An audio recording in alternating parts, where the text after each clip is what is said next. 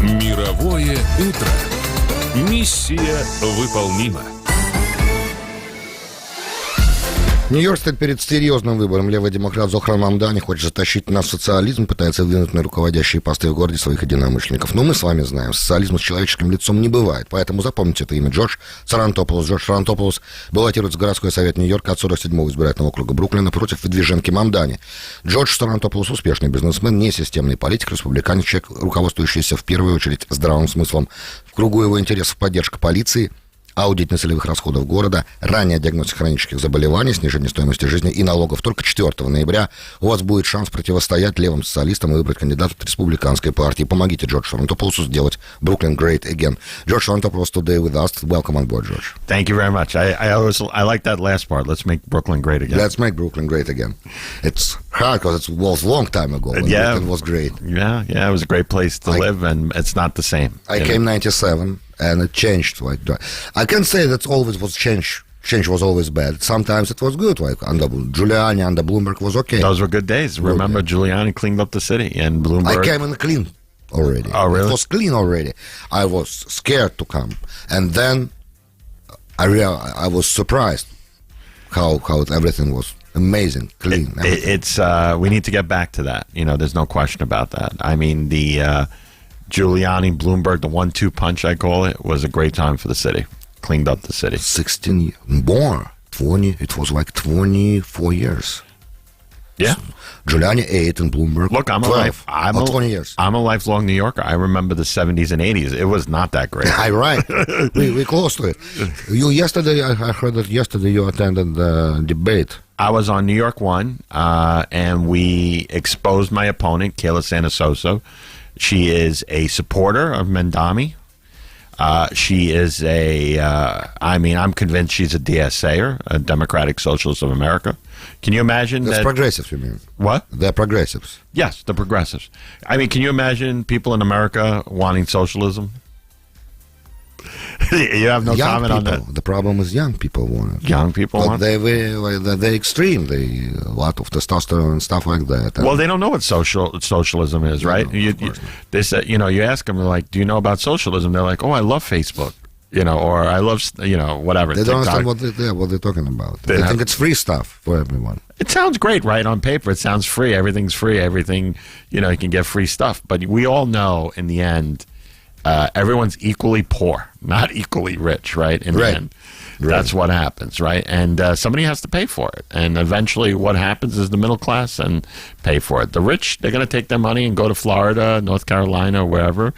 But if Zoran Mandami wins, the middle class is what's going to pay, Obviously, apartment owners, whoever give apartments for rent, if he want to rent freeze, everybody used to it, going to suffer tremendously, I think. Yeah, I mean, listen, not everyone owns a big apartment building. People own 2, 3, 4 family homes. They use it to pay their mortgage. And Zoran Mandami, I mean, he really wants to take away people's property rights. He's actually said, we want buildings to go into bankruptcy so we can turn them into communes.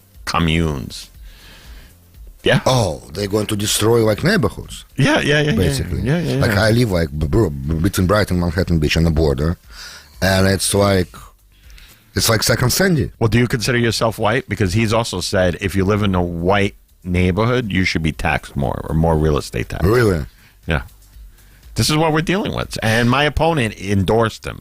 So if you want socialism. Vote for my opponent. If you want to save the city and a good, strong city council, vote for me. Josh, I want to ask you like that. It's kind of tricky thing. Like, how do you estimate his victory if he wins? Like, he wins big, do you think, or there's a chance that he can be defeated? Well, look, somebody needs to drop out of this election. It's either got to be Como or Sliwa. I'm supporting Sliwa. But listen, if it's Como or Mendami, obviously I'll vote for Como. I hate to say that, but I'm all in for Sliwa. I mean, the guy dedicates his life to the city. Como seems just a political opportunist. You're right, but we're realists. I understand. And Cuomo got a lot of money going on around. Like sponsors are coming in, flowing, especially after Eric Adams decided to leave the race. So what's again, let me rephrase then. If, God forbid, he wins, God help us. well, I hope it's not going to happen. So if, in worst case scenario, he wins, and city council, in majority of city councils, probably also Democratic, and a lot of them endorse. There's about 25 of them, 24 of them that are either Democratic Socialists or Working Families candidates. They're all progressive. They're far left. Far left. So we Maybe even more. We didn't even used to it. Like it's a new phenomenon for Democratic Party, right? It used to be different. The Democratic Party here in New York is not your father or grandfather's Democratic Party, right? The Democratic Party here has been taken over by the Democratic Socialists of America. Now that Zoran Mandami is the mayoral candidate, pretty much the Democratic Party has surrendered to the socialists. In New York. In New York City. Right. Yeah, in New York City specifically. So what you're going to be your strategy in city council? How you oppose it? How you going to Well, a fight city it? councilman has a lot of power in his district. He can fight to preserve the quality of life in his neighborhood. He can fight to get more police officers in his community. He can fight to, preserve the character of his neighborhood. They want to pass this. They've already passed the City of Yes. So they will try to destroy single families and two-family homes in our communities.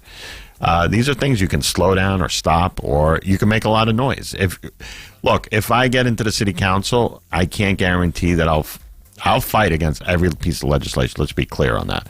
But I can't guarantee I'll be successful. But what I can guarantee is I'm going to bring a megaphone and bring awareness to all these bills that they want to pass and yell bloody murder if I have to. And also, I think that federal government warned that if he wins, New York won't get a certain amount of money from federal government, so we're going to lose budget. In these conditions, how are you going to work? It's like $4 or $5 billion, I think, something like that. It's a lot of money. I think it's actually more than that. I mean, look, we're going to be in trouble. I mean, the city will have to live within its own means. Make no mistake. Look, if, and I hate to say it, if we see a Mayor Mandami, I will do everything in my power without selling out my values, without selling out what I believe in, to deliver for my district. But as I've said to a Democrat friend of mine the other day, don't expect me to vote for transgender bathrooms. No, obviously. I think the idea slowly going away. I People hope so. got little calmer. Well, my opponent supported having drag story hour in libraries. Drugstore hours? So where a drag queen or a transgender person, they go to a library and read stories to children. Yeah. That's nice. Right. Well, I think it's terrible. Yeah, that's what I'm saying. Yeah, I'm just being sarcastic. Listen, I think it's a little, all the fuss that we had about it and with teaching in school, I think Trump helps. Yeah, look, the people voted for Trump because we had no control on the border. And we were paying billions of dollars to have migrants come to the city and stay at luxury hotels. And the people that were the maddest, the people that were the most angriest, the people that sounded even worse than Trump were people that have been here like yourself 15, 20, 25 years, worked your butt off, saved every penny, bought a house, sent you, either you went to college or you sent somebody or your kids to college. And, both, right. And when you came here, did you have a luxury hotel? No. No. Legal immigrants don't have that luxury. Yeah. So that's legal immigrants who came here and did it the right way are the angriest that I see on the street or in when I knock on doors. You do a lot of that thing. What's the sentiment on the street? You see a lot of people. People are freaking out about Mandami. People are, they're very worried about it. I would say 2 years ago, 3 years ago, I would talk to voters. I wasn't running myself, but I was working with a candidate, and you would always hear of Trump this, Trump that, Trump this. I haven't heard that this year. This year, I'm always hearing everyone's freaking out about Mandami. We can't have Mandami. God help us if Mandami wins, and people are very nervous about it. What's going to be the first thing? What's the first thing you're going to do when you be elected on November 4th? Right, in January you start. So what you're going to do? I'm going to see what we can do to increase public safety in our district. That is the number one concern. I hear it over and over again. So what can we do to get more police officers in our district? We got to Anyone- prevent them flee. Well, They can escape now. Well, listen, any councilman that or councilwoman that wants to defund the police or doesn't want them in their district, I'll take them. Right. Yeah, I'm thinking about the city. It's crazy what can happen. Like I said, God help us if he wins. I don't even know statistics on what percentage of the young generation right now we have in the city. How many people, for example, in percentage-wise, live like older than 40, for example? Oh, I don't know the number of that. That's important now, because if we know that, we could predict something at least. Because now we see only on the campaign thing. I have a theory, though, that most of those people that are voting far left are not even from New York. Because if you grew up in the city in the 70s and 80s and know the history of the city, you wouldn't vote like that. You just wouldn't. I mean, a lot of these people... Newcomers, a lot of newcomers. A lot of newcomers. It sounds very nice, socialism, free this, free that, but we all know that's a lie.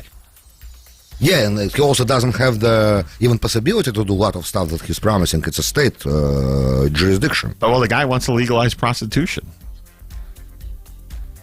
I mean, just can imagine the chaos on the street.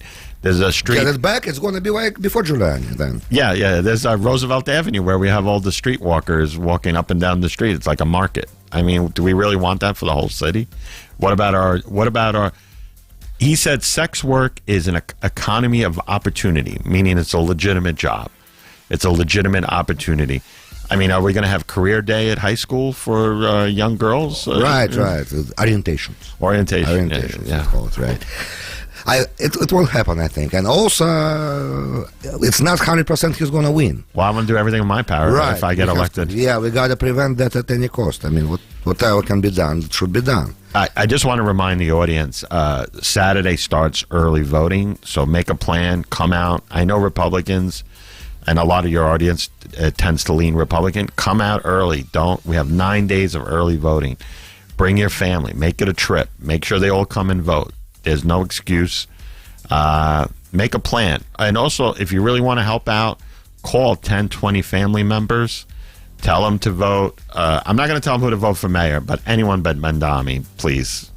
And vote Republican all the way down. If you live in Ina's district, obviously vote for her. If you live in the 46th, if you live in the 47, obviously vote for me. Thank you very much, George, for coming today, and I wish you success.